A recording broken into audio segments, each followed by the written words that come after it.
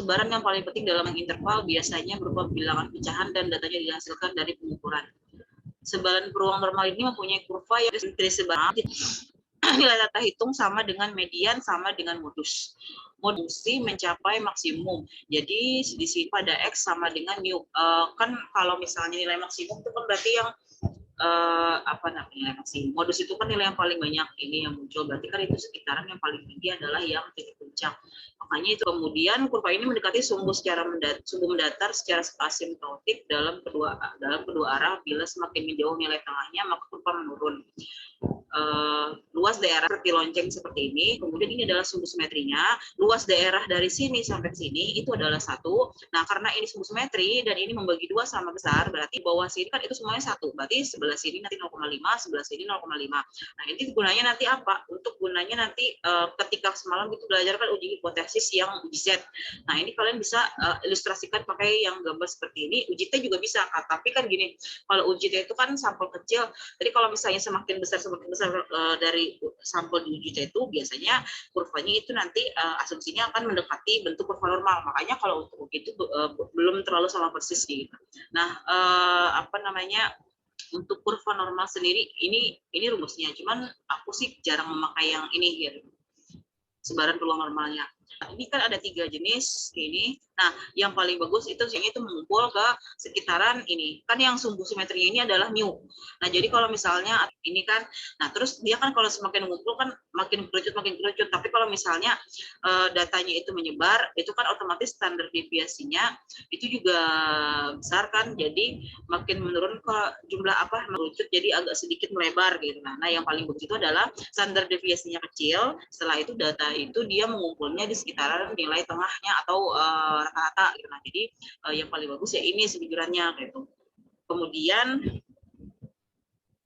kalau yang ini kan kasusnya standar deviasinya sama tapi berbeda rata-rata. Yang paling bagus ya memang yang ini, yang kayak ini. Mengerucut sedikit, kalau melebar ini kurang bagus gitu. Karena datanya sini gitu. Jadi karena kalian menyebar sekitaran sini, makanya jadinya kurvanya itu malah belamak gitu.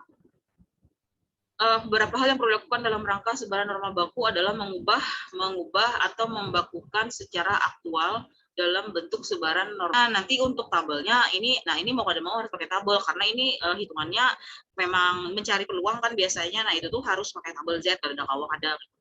Rumusnya adalah ini X min mu per tau.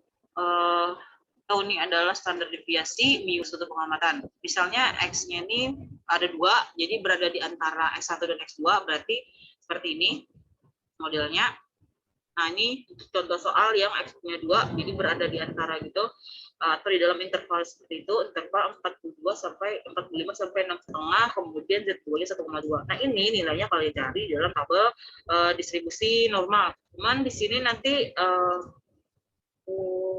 tabel untuk tabel normal itu kan ada 2 arsir kanan. Nah, kalau yang arsirnya ini yang beda-beda gitu. Nah, jadi memang kayak gimana lah, memang harus paham keduanya sih kayak itu. Nah, supaya nanti kalau ketemu arsir kiri itu bisa mengerjakan, ketemunya berseliweran misalnya di mana nih di buku itu sama di mana di internet itu kan kebanyakan yang arsir kanan gitu. Nah, kalau sudah dapatnya arsir kanan itu memang ya apa namanya nih pernah hitung, tapi yang diketahui cuma arsir kanan yang di peranan. Nah, dari sini untuk sebaran peluang normal kan dapatnya nih Z1-nya min setengah, Z2-nya 1,2. Berarti ada yang di sebelah kiri, ada yang di sebelah kanan. Habis itu diperoleh, nah jadi kalau arsir kanan tuh maksudnya yang seperti ini gambarnya. Ini arsir kanan, jadi kalau arsir kiri itu nanti di sebelah sini di arsirnya, sebelah sini, di sebelah sini di arsirnya.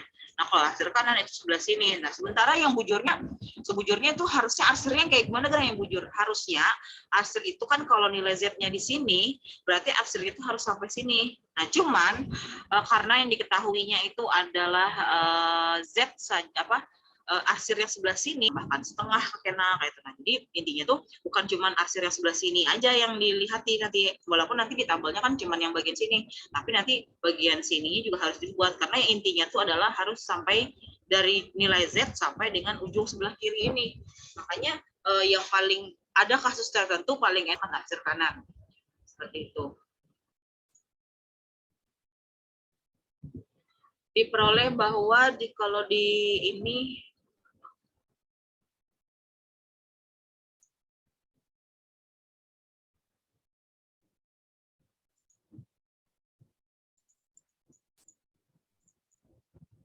nah, kalau arsir kanan itu kan berada di daerah yang positif. Sementara kan di sini ada nilai Z-nya yang ini bukan soal nilai negatif positifnya juga yang dilihat, tapi di sini adalah luas daerah 0 ke 0,5. Itu kan dari 0. Di sebelah sini kan yang min 0,5, sementara di sini adalah 1,2 misalnya loh. Nah, berarti itu kan luas daerahnya. Luas daerahnya dari sini ke sini itu adalah dari sini ke sini itu ada sini ke sini adalah setengah, dari sini ke sini adalah setengah. Nah, sini nilai di sumbu datarnya adalah min setengah, tapi sama kayak di sumbu X, kalau misalnya kita di Kartesius tuh min 1 sama 1, dari 0 itu berjarak 1 dari untuk sebelah kanan, dari kiri berjarak 1 juga dari sebelah kiri. Cuman bedanya karena membagi dua, sebelah kiri itu adalah negatif, sebelah kanan itu adalah positif, berarti sebelah kiri itu disebut dengan min 1, sebelah kanan itu disebut dengan 1. Sama kayak ini, jadi konsepnya ke luas daerah kalau yang ini kan. Nah, luas daerah di sini, misalnya min setengah itu di sini. Nah, itu sama. Jadi kalau misalnya kita menggunakan tabel yang arsir kanan, itu tinggal mencari yang setengah gitu. Nah, setengah itu kan yang di sebelah sini, digit ketiganya sebelah sini. Nah, ini harapnya kalian sudah bisa membaca tabel Z-nya lah, karena kemarin kan sudah diuji hipotesis belajar tabel Z sudah. Nah, lalu anggap di tiganya adalah 0. Berarti di sini peluangnya adalah 0,1915. Di sini juga sama 0,1915. Nah, kurang dari lah nih harus semuanya gini. Kemudian kalau yang 1,2 kan gampang, tinggal cari 9. Tinggal kalau di sini kan dari sini ke sini ini itu adalah 1,2, sementara yang ditanyakan adalah yang luas daerahnya yang ini. Berarti tinggal dijumlah. Nah, kalau yang ini, nah ini yang maksud aku tadi, ini tipe arsirnya yang arsir kiri. Cuma yang sudah yang diketahuinya cuma di bagian sini saja, berarti nanti ada yang harus kita perlakukan arsir yang sebelah sini itu hasil tetap sama kayak gitu. Nah, kalau menggunakan arsir kiri, berarti min setengah bisa dicari, kemudian tabel arsir kiri juga bisa langsung dicari min setengah. Jadi kalau ini kan konsepnya adalah dari sini ke sini itu adalah luas untuk Z kurang dari 1,2. Jadi yang dihitung adalah yang apa namanya nih? Yang ini nih sisinya nih. Ini sini loh, ini daerahnya yang ini. Jadi ini dikurang ini. Beda tadi konsepnya ketika pakai tabel. Nah, tapi kalau pakai yang ini dikurang. Tapi memang isiannya ini yang beda gitu, karena jauh tadi, karena ini menghitung cuma 0 sampai Z ini aja loh kalau kita hasil kanan.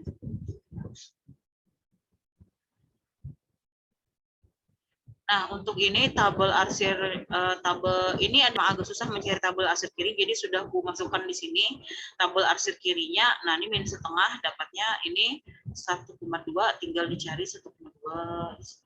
Jadi sedikit beda, tolong perhatikan yang di bagian. Kemudian kalau yang lain ini lebih ke cara menghitung sih. Aku harap rasanya aku juga pernah ada julung videonya gitu. Nah, jadi ini kan ada beberapa kan ada yang lebih dari kan nih lebih besar dari 362. Berarti kan ini peluang Z lebih besar dari aku menggunakan konsep dua kurva yang berbeda. Bukan dua kurva yang sama tapi beda arsiran. Yang sebutingnya arsir kanan, yang sebutingnya arsir kiri kayak gitu. Nah, kalau yang ini kan konsepnya ini 24. Kalau 1,24 misalnya di sini kan dapatnya 1,24 itu dapatnya yang dihitung kan yang lebih dari lo. Jadi pertanyaannya berarti kan yang sebelah sini ke sini itu adalah 0,3925, terus dari sini ke sini itu luasnya adalah 0,5. Yang ini yang kurang misalnya negatif, misalnya lebih dari min 1,24 ya.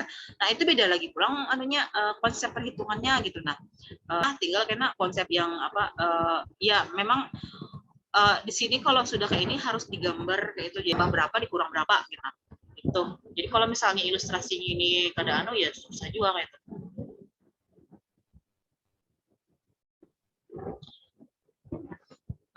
Mungkin kalau yang ini sedikit aku skip karena kan sudah pernah ini normalnya. Sebenarnya rumusnya ya itu aja, cuman bedanya nanti kalau perlakuannya kalau pakai tabel arsir kiri kayak apa, arsir kanan kayak apa, tinggal di grup kayak itu. Kalau yang ini, nah aku lebih fokusnya adalah ke pendekatan normal tapi terhadap binomial. bila X adalah sebuah acak binomial dengan nilai adalah NPQ. Jadi kalau misalnya mencari standar deviasinya berarti akar dari NPQ. Makanya rumus Z-nya berubah jadi ini. Nah, biasanya di sini N-nya itu berarti jumlah sampelnya besar, kemudian P-nya ini menuju setengah. P-nya itu menuju setengah apa namanya nih? Untuk menghitung rumus normalnya peluang yang ini terdekatan binomial atau binomial yang bisa menggunakan normal, tapi tadi ada konversinya untuk mu tadi n sama dengan n kali p, sementara untuk tau-nya adalah akar NPQ. Jadi ada konversi n-nya itu besar benar, habis itu p-nya itu menuju setengah. Jadi ini adalah kasus binomial yang bisa didekati dengan menggunakan konsep kurva normal, tapi permasalahannya harus memenuhi ini dulu, n-nya besar benar sama p-nya tadi menuju setengah. Tapi nanti ini ada efeknya lah, karena masalahnya kalau misalnya kurang dari, nanti bisa ada yang dikurang setengah, jadi ada faktor koreksi misalnya. Jadi ada faktor koreksi, nanti bisa ada yang dikurang setengah, ada yang ditambah. Beli 300 kg buah di Pasar Induk Ramat Jati, Jakarta Timur. Peluang buah tersebut laku dijual adalah 8. Sementara ini adalah peluang yang kada laku karena dia tidak laku atau busuk juga. Berapa peluang terdapat 250 kg yang laku? 200 dia tidak busuk. Nah, N-nya ini besar. Kan tadi patokannya N besar itu lebih dari 50. Nah, jadi kalau misalnya ini 300 kan udah besar tuh. Kemudian terjual itu adalah 0,8, peluang gagalnya adalah 0,2. Jadi untuk yang mu-nya, kalau yang ini kan memenuhinya adalah karena dia mempunyai jumlah sama. Nah, lalu di sini 0,8 untuk mu-nya berarti 300 dikali 0,8 hasilnya 0,2. Nah, NPQ-nya yang ini. Nah, ini hitungannya kalian jangan sampai menghitung akarnya ini jadi sama dengan berapa jarak ada. Jadi hitungnya adalah pada saat di sini. Jadi kalian hitung sepaket supaya dapatnya ya segini. Nah, ini di sini ada faktor koreksi lah. Kalau di sini kan X-nya 250 sementara berapa peluang buah sebanyak 250 kg yang laku. Berarti peluang X kurang dari 250. Jadi berarti 245,5. Jadi ini faktor koreksinya. Faktor koreksinya dapatnya 1,37. Jadi konversi untuk menggunakan syarat binomialnya itu adalah X kurang dari 250.000 sama dengan PZ, peluang Z itu kurang dari 1,37. Jadi syarat binomialnya terpenuhi karena sampel nya kan lebih dari 5, ini 240. Dengan menggunakan metode kurva normal jenis 1 ini yang kurva asirkan, berarti yang 1,37 itu peluangnya adalah 0,147. 0,5 ini adalah peluang yang di bagian kiri, asir yang dari 0 sampai ke kiri. Itu dapatnya 250 kg buah itu tadi laku terjual. Sebuah soal ujian terdiri 200 pertanyaan pilihan berganda, masing yang benar. Berapa peluang seorang yang menjawab secara acak 80 di antara 200 soal yang sama sampai 35 jawaban yang benar. Di sini soal yang dijawab ada 80, kemudian yang benar. Berarti kan karena opsinya ada 4, berarti hanya ada 1 yang benar. Berarti setiap jawaban itu kan mempunyai peluang untuk dipilih. Nah, cuman karena fokusnya adalah jawaban benar, maka hanya 1/4. Nah, jadi kalau misalnya jawabannya salah, berarti sisa di sini NP 80 kali 0,25 itu adalah 20, kan ini lebih daripada 5. Kemudian 80 itu kan sudah lebih dari 50. Sama dengan NPQ ini akar 15, berarti yang sebelah sininya dikurangi setengah, yang di sebelah sininya ditambah setengah. Nah, ini konversi dari faktor koreksinya. Kalau antara seperti ini, dapatnya ini adalah peluang Z antara 1,16 sampai dengan 2,71. Soal yang dijawab itu 25 sampai 30 jawaban yang benar, peluangnya adalah 11,96%. Nah, kalau yang ini 70% itu suka warna merah, 30% suka warna kuning. 1000 penduduk berarti kan 1000 ini udah besar tuh, lebih daripada 50. Diambil secara acak berupa 5 orang masih menyukai warna merah. Jadi peluangnya di sini fokus ubah acaknya adalah warna merah. Jadi di sini peluang berhasilnya adalah 0,7. Peluang gagalnya berarti yang bagian warna kuning yaitu yang 30% gitu. Nah, jadi N-nya adalah 1000. Ini lebih baik syarat binomialnya untuk dipakai. Nah, Di sini karena dia lebih dari lo juga, jadi kalau misalnya dia 2 buting, berarti antara nilainya antara X1 dan X2, berarti X1 dikurang setengah, X2-nya ditambah setengah. Nah, kalau misalnya hanya satu saja, itu dikurang setengah. Jadi dikurang setengah, meskipun ini kan lebih dari. Gitu. Dapatnya 96,08%. Nah, yang ini juga nanti akan aku keluarkan gitu di ujian, tapi biasanya aku lebih tadi juga ada, cuman mungkin kada terlalu lah, yang bagian sinilah yang ianya gitu. Jadi untuk identifikasi syarat binomialnya tadi kan harus sampel besar dulu, dan NP atau mu-nya itu kan nanti lebih daripada 5. Nah, jadi kalau sudah ada itu syarat binomial terpenuhi, baru bisa nanti X-nya dikonversi dulu ke dalam Z, hanya satu saja X-nya itu kurang setengah. Kalau di antara X atau ada 2 nilai X-nya, itu berarti yang sebelah kirinya dikurang, yang di bagian kurang dari itu adalah dikurangin setengah, yang di bagian lebih darinya itu adalah ditambah setengah. Seperti itu. Nah, kalau misalnya yang tabel yang ini tadi, jadi kalau misalnya kalian bisa kemarin itu mengerjakan yang uji hipotesis, yang uji Z, itu kalian pasti sudah bisa mengerjakan yang ini. Jadi kan makanya seharusnya kan materi ini duluan dapat ketimbang belajar uji hipotesis. Cuman sama pendugaan parameter dapat, harusnya pendugaan parameter tuh sampai ke uji hipotesisnya kadang ngalih gitu. Cuman kalau misalnya kemarin karena aku mau belajar itu, rasanya aku sempat mengeluarkan ini, bahkan harusnya ada videonya kalau nggak ada salah untuk menghitung nilai Z. Karena kan di sini ada 2 tabel, jadi kalian harus bisa menguasai kedua tabel itu, karena makanya paling enak itu semuanya diilustrasikan dengan gambar. Jadi kalau misalnya kada bisa memutuskan apakah mau ditambah atau kurang, atau misalnya tambah berapa atau kurang berapa, itu tuh seharusnya kalian bisa lihat di bisa kalian gambar dulu supaya kalian kada bingung karena menentukan apakah dia ditambah atau dia dikurang atau bagaimana gitu, apakah ditambah setengah ataupun dikurang setengah gitu. Nah, jadi kada mengalihi gitu. Baik nanti dari yang konsepnya arsir kanan ataupun konsepnya arsir kiri, tapi ingat di situ hanya masalah luas daerah lah. Jadi meskipun min tadi kan kayak min setengah di kiri, itu sama luas daerahnya lawan setengah di kanan. Nah, jadi fokusnya adalah di luas daerah, bukan di nilai positif negatif itu.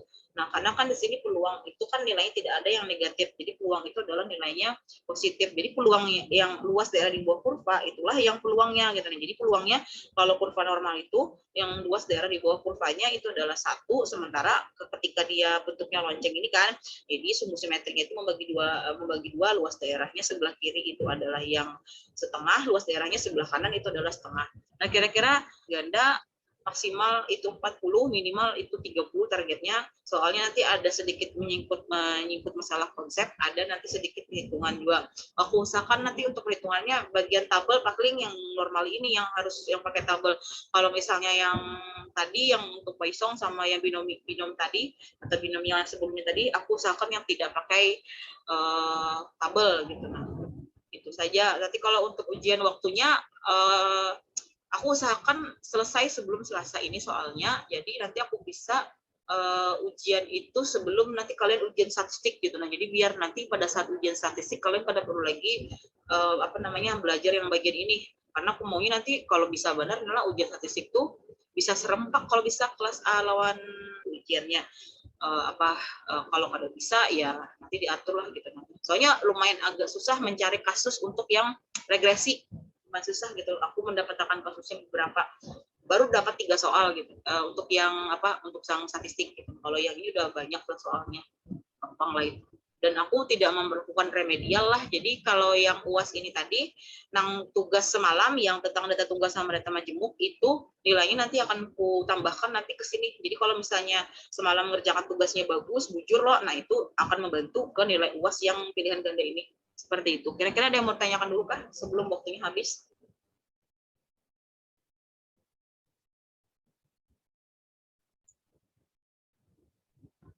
Ada yang mau ditanyakan?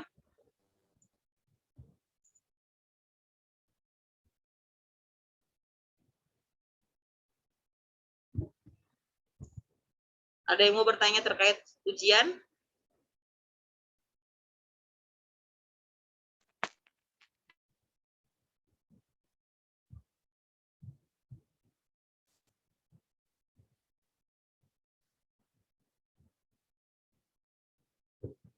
Ada pertanyaan?